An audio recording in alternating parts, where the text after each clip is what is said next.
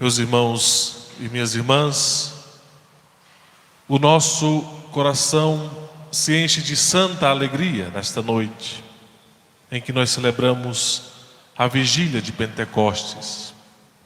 Essa vigília está em profunda ligação espiritual com aquela outra vigília que nós celebramos há 50 dias, a vigília pascal, na noite santa da ressurreição de nosso Senhor Jesus Cristo, no sábado santo. Aquela é a mãe de todas as vigílias, quando nós como igreja nos reunimos e ouvimos a história de amor de Deus pelo ser humano ao longo da história da salvação. Por isso é que na vigília pascal são tantas leituras. Nós ouvimos desde a criação do mundo, Deus manifestando o seu amor. Depois nós vemos Deus libertando o povo da escravidão do Egito, Deus promulgando a lei, Deus que fala pelos profetas, até chegar à plenitude dos tempos, quando envia o seu próprio Filho a esse mundo por amor. E hoje nós estamos celebrando 50 dias depois da Páscoa de Jesus, a festa de Pentecostes, a efusão do Espírito Santo. O tempo pascal são 7 semanas. 7 semanas vezes 7 dias. 7 vezes 7 dá 49, mais 1. Esse 1 é esse domingo, o domingo de Pentecostes, que se une com o domingo da Páscoa, a ressurreição de nosso Senhor Jesus Cristo. A festa de Pentecostes, ela remonta ao tempo dos judeus. Os judeus já celebravam essa festa. No entanto, eles celebravam de modo diferente. Pentecostes quer dizer justamente 50º, 50 dias, 50. Antigamente os judeus celebravam como uma festa agrícola. Eles plantavam e depois de 50 dias, o primeiro fruto da plantação, da colheita, era oferecido a Deus. Era chamada a festa das colheitas. Depois da plantação, quando os frutos começavam a nascer, esse fruto era oferecido a Deus, em sacrifício, em oferenda. E nós podemos nos perguntar, Deus precisa da nossa oferenda, do nosso sacrifício? Não, Deus não precisa. Mas quando o ser humano oferece o sacrifício a Deus, ele está reconhecendo o dom que Deus nos dá. Porque quando os judeus plantavam, colhiam e ofereciam a Deus o melhor fruto, o primeiro fruto, eles estavam dizendo, esse fruto é dom de Deus, então nós temos que devolver a Deus. A nossa oferenda diz mais sobre nós do que sobre Deus, porque nós reconhecemos que tudo pertence a Deus, que Deus é o Criador de todas as coisas. Por isso a nossa gratidão e o nosso amor por Ele. Se nós compreendemos assim o fruto do nosso trabalho que nós devolvemos a Deus, nós entendemos o que é o dízimo, por exemplo. O dízimo não é uma taxa que nós pagamos à igreja, não é. O dízimo é o reconhecimento de que tudo que nós temos, a nossa saúde, que nós podemos trabalhar, o esforço do nosso trabalho, o suor do nosso trabalho, nós oferecemos a Deus de volta, agradecendo por Ele nos dar tantos dons. E nós podemos oferecer vários sacrifícios a Deus. O nosso tempo, o nosso serviço na igreja, o nosso serviço aos irmãos, a nossa caridade, a nossa própria vida pode ser um contínuo ato de oferenda a Deus, um contínuo sacrifício de louvor a Deus. E foi isso que Deus fez quando veio a este mundo. Jesus veio, assumiu a nossa condição humana, exceto no pecado, conviveu conosco e no fim da sua vida, Ele doou a sua vida a Deus em sacrifício. Antes disso, Ele morreu. Jesus foi semeado na terra deste mundo para ressuscitar glorioso. Ele mesmo tinha dado esse exemplo de que a semente que é plantada, se ela não morre, ela não dá frutos, mas se morre, dá muitos frutos. E Jesus, ao morrer, ao descer à mansão dos mortos, neste mundo, Ele ressuscitou glorioso e subiu aos céus, onde está sentado à direita de Deus, e levou com Ele a nossa humanidade. Esse é o mistério da ascensão do Senhor que nós celebramos na semana passada. Deus que veio a este mundo e que subiu de volta ao céu, levando a nossa humanidade. E nós agora oferecemos a Deus o melhor de todos os frutos, que é o seu próprio Filho. É isso que nós celebramos a cada Santa Missa. No altar de Deus, nós oferecemos a vítima perfeita. Não é preciso mais a festa das colheitas, dos primeiros frutos. Não é preciso mais matar um cordeiro, outros animais. Porque agora vem o Filho de Deus. O que os judeus faziam era prefiguração daquilo que hoje nós celebramos com o mistério de Jesus, da sua Páscoa.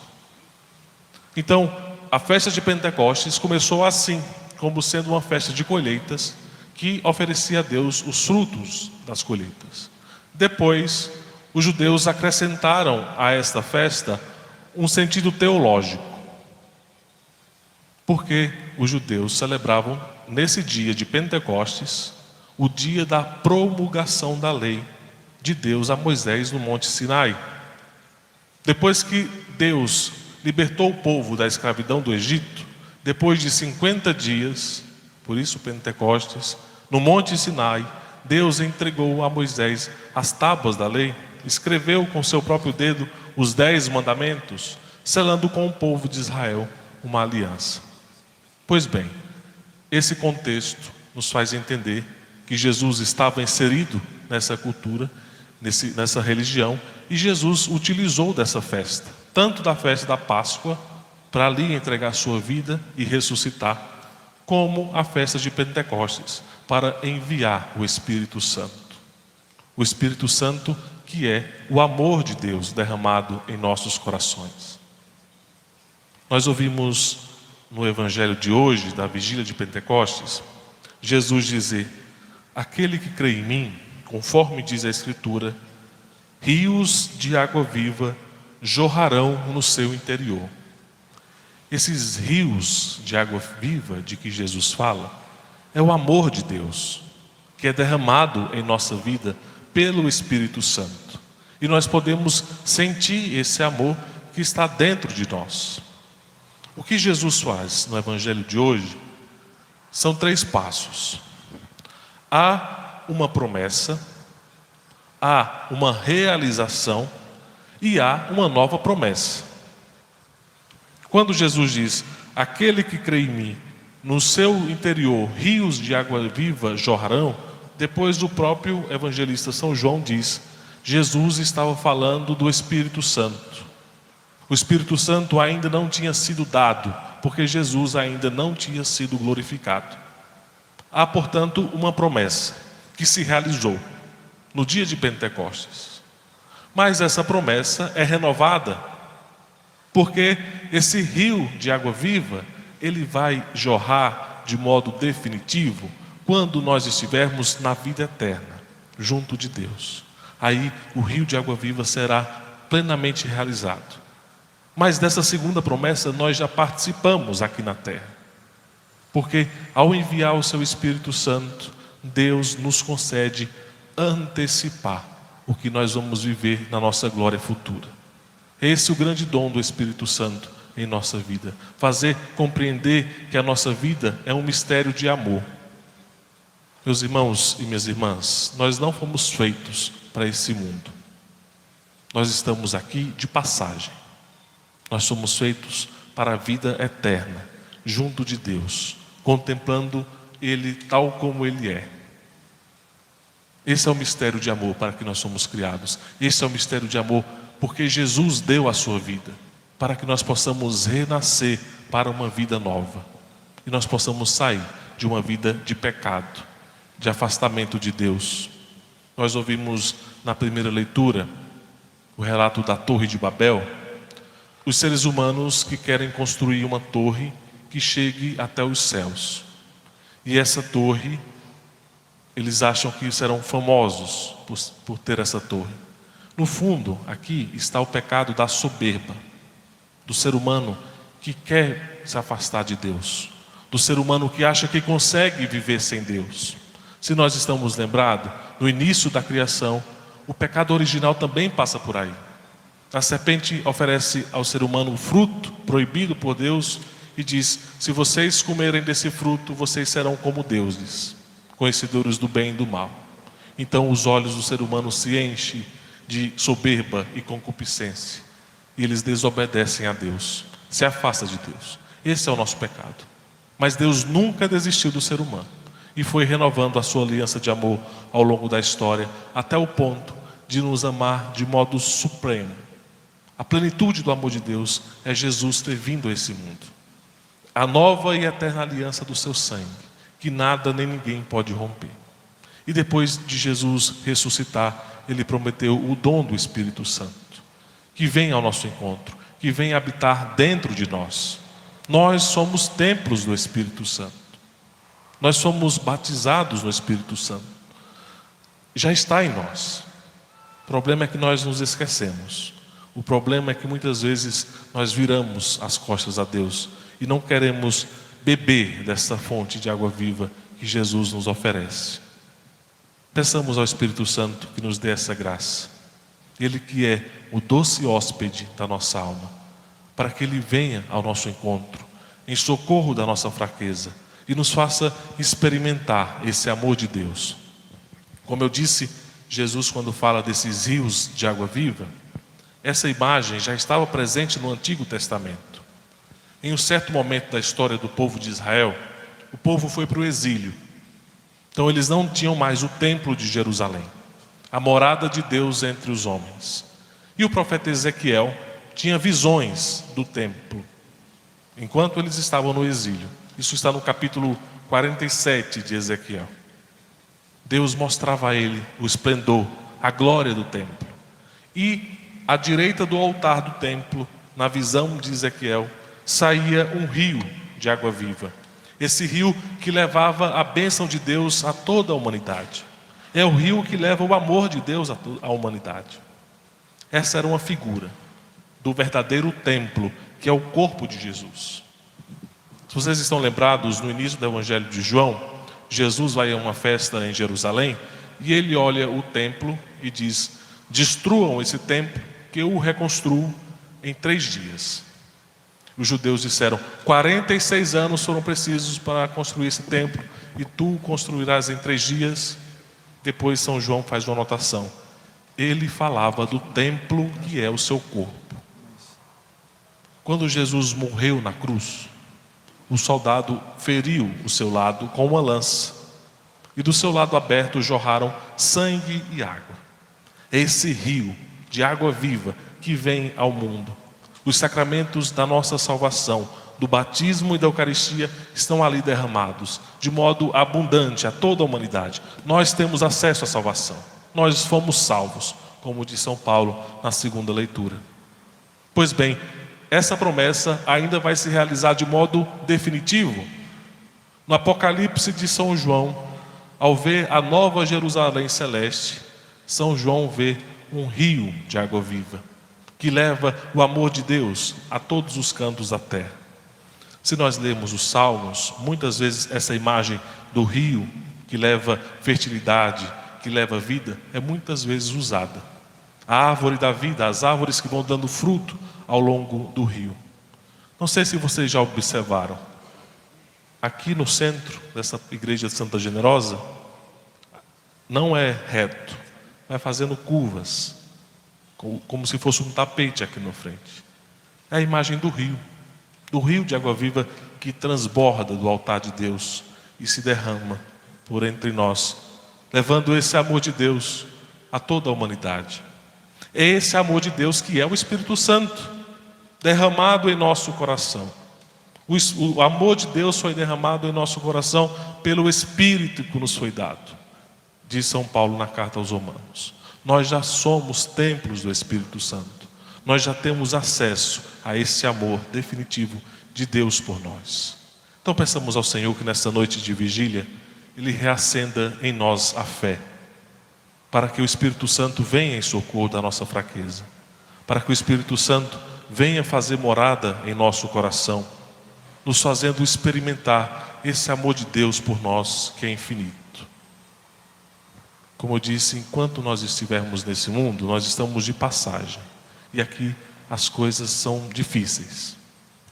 Nós somos pecadores, nós somos frágeis, muitas vezes nós nos afastamos de Deus, muitas vezes nós queremos ser como o povo de Babel, que queria ser mais do que Deus. Mas Deus não desiste do seu amor, porque Ele próprio se encarnou quando veio a este mundo em Jesus, para dizer que nos ama e que o seu amor continua presente em nossa vida através do Espírito Santo. Que essa festa de Pentecostes vocês vieram com muita disposição para passar essa noite em oração, para recordar em nossa vida a presença do Espírito Santo. O Espírito Santo é Deus que está dentro de nós. O Espírito Santo é a manifestação do amor de Deus. Meus irmãos e minhas irmãs, Deus não é um ser solitário. Antes de criar o universo, antes de criar todas as coisas que existem, antes de criar nós seres humanos, Deus já vivia em comunidade. A relação entre Deus Pai, Deus Filho e Deus Espírito Santo. A comunidade perfeita de amor. E Deus, por livre decisão de sua vontade, criou tudo o que existe, o céu, a terra, o universo, e criou o ser humano, nós, a sua imagem e semelhança. E quando Deus nos criou, Ele inspirou em nós o seu Espírito. Todas as vezes que vocês respirarem, lembrem que esse sopro que existe dentro de nós é o Espírito Santo. Foi Deus que inspirou este ar dentro de nós. Nós não somos só matéria que morre, que envelhece, que adoece, que vai ser sepultada como semente nessa terra. Nós também somos alma. Foi Deus que inspirou essa alma dentro de nós. E esta alma é o templo do Espírito Santo. Ele é o doce hóspede da nossa alma. É Ele que dá sentido à nossa vida. É Ele que faz experimentar o amor de Deus em nossa vida. É Ele que nos faz recordar as palavras de Jesus. É Ele que nos faz igreja, de irmãos e irmãs, de filhos e filhas de Deus. Porque nós somos filhos e filhas de Deus em Jesus, o único Filho. É essa graça de amor tão grande que Ele nos deu. Então que essa festa de Pentecostes seja um Pentecostes para a nossa vida, para que nós possamos deixar para trás tudo o que nos impede de beber dessa fonte de água viva que é oferecida a nós. Todos os dias nós temos acesso à Santíssima Eucaristia. Todos os dias nós podemos ter acesso a Deus por Sua Palavra. Todos os dias nós podemos ser testemunhas de Deus na vida de outras pessoas. Nós já temos esse amor dentro de nós, do Espírito Santo. Deixemos que esse amor transborde em nossa vida, para que a nossa vida ganhe novo sentido, para que a nossa vida seja reflexo do Espírito Santo na vida das outras pessoas, que as outras pessoas olhem para nós e vejam Deus, vejam o amor de Deus. Isso quer dizer que nós vamos ser perfeitos, sem pecados? Não. Enquanto a gente estiver nesse mundo, nós somos pecadores. A diferença é que nós lutamos contra os pecados. Nós não nos acostumamos com o pecado. O pecado não agrada a Deus. Por isso é que nós temos que pedir ao Espírito Santo a graça de continuar lutando contra os nossos pecados, para que a nossa vida seja cada vez mais parecida com a vida de Jesus, para que nós possamos ser irmãos e irmãs de verdade. Vamos fechar os nossos olhos e pedir ao Espírito Santo que venha em nosso socorro, que nos faça experimentar esse amor tão grande de Deus por nós. Nós não merecemos, meus irmãos e minhas irmãs, esse amor, mas Deus continua nos amando. Deus que entregou sua vida por amor, foi pregado numa cruz e do seu lado aberto jorrou sangue e água, esse rio de água viva que transborda o amor de Deus, que inunda o nosso ser com o amor de Deus que é o Espírito Santo. Vamos rezar pedindo que o Espírito Santo reacenda em nosso coração o fogo do seu amor, para que nós possamos experimentar o amor de Deus. Ó Espírito Santo, amor do Pai e do Filho, amor incriado, que habitais nas almas justas, Vinde a mim como um novo Pentecoste, trazendo-me a abundância dos vossos dons, dos vossos frutos, da vossa graça. Uni-vos a mim como o esposo docíssimo da minha alma. Consagro-me a vós totalmente. Invade-me, tomai-me, possuí-me. Sede luz penetrante a iluminar minha inteligência. Moção suave a atrair e dirigir minha vontade. Energia sobrenatural a revigorar o meu corpo. Completai em mim vossa obra de purificação, de santificação, de amor. Tornai-me puro, transparente, simples, verdadeiro, livre, pacífico, suave, calmo, sereno mesmo na dor, ardente de caridade para com Deus e o próximo. Vinde, ó Espírito Santo, vivificador, sobre esta pobre sociedade e renovai a face da terra. Presidi as novas estruturas, dai-nos a vossa paz, aquela paz que o mundo não pode nos dar. Assisti a vossa igreja, dai-lhe santos sacerdotes, apóstolos fervorosos. Enviai suaves convites às almas boas, doce tormento aos pecadores, suave refrigério aos que sofrem, força e ajuda aos tentados, luz aos que jazem nas trevas e na sombra da morte. Ó Espírito Santo, que transformastes os corações frios e medrosos em corações abrasados de amor e cheios de coragem, operai em mim o que operastes em Pentecostes. Iluminai, abrasai, fortificai esta alma e disponde a retribuir ao seu Deus amor por amor. E esse amor consista em obras santas, em constante renúncia, em humildade sincera, em fervorosa devoção, em generoso sacrifício e amor com que abrasou os vossos fiéis no cenáculo. Vinde, Espírito Santo, renovai a face da terra. Vinde, Espírito Santo, renovai o nosso ser, fazei em nós um novo Pentecostes, para que possamos ser dignos de tão ilustre hóspede em nossa alma. Vós que sois Deus, vinde, renovai a nossa fé. Louvado seja nosso Senhor Jesus Cristo. Sempre seja louvado.